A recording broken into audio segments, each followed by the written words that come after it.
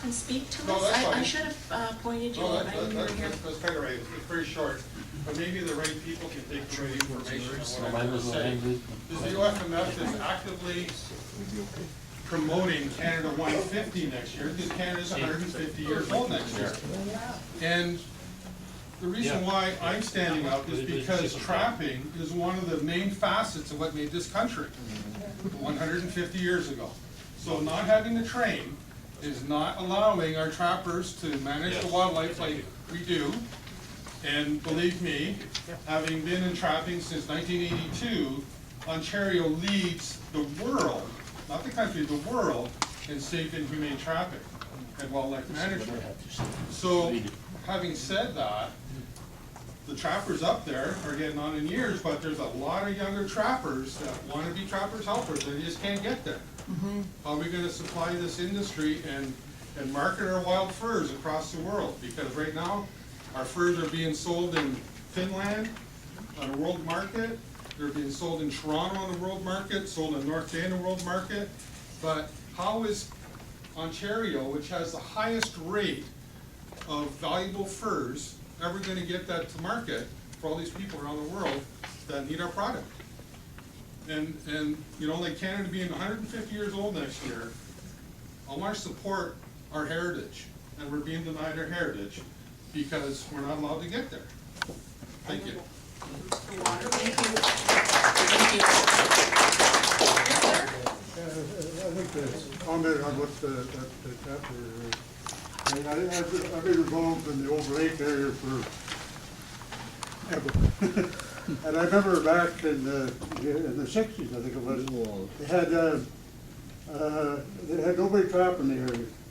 So they brought in some Aboriginal people from Moosonee to spend the winter down there, because the beaver were flooding the areas, and it was a real mess.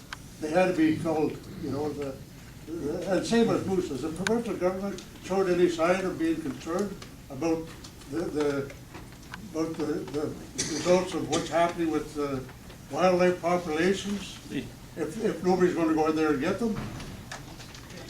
And the provincial government, as far as I've heard so far, haven't even been involved or had any comment about.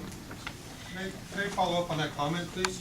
Yeah. On his comment about lack of wildlife management, it's absolutely true, and it's fact and evidence that the tip of South America had our beavers introduced there to help with maintaining the land and all this and all that. And guess what happened? They're a problem down there. You know? They're a big problem down there. If we don't manage our beaver population, we get beaver fever, we get problems, our wildlife goes all haywire, our trees go all haywire, we have nothing left. It's just a management situation.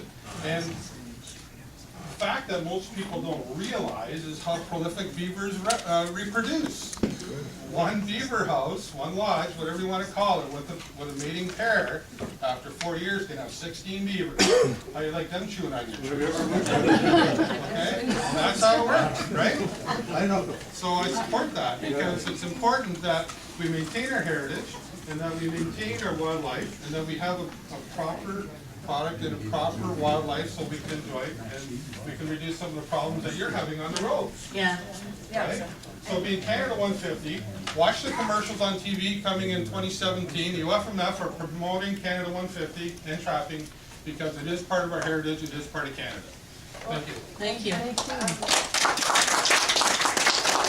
just wanted to say that we're so happy now that the OFMF is now on our working group.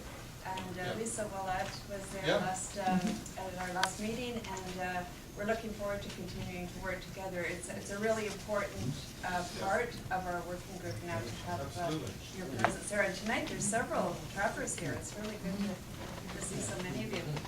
And I'd like to say I'm one of the few people that can still manage to get into my camp on abandoned logging road and skid road, although it's a rough go.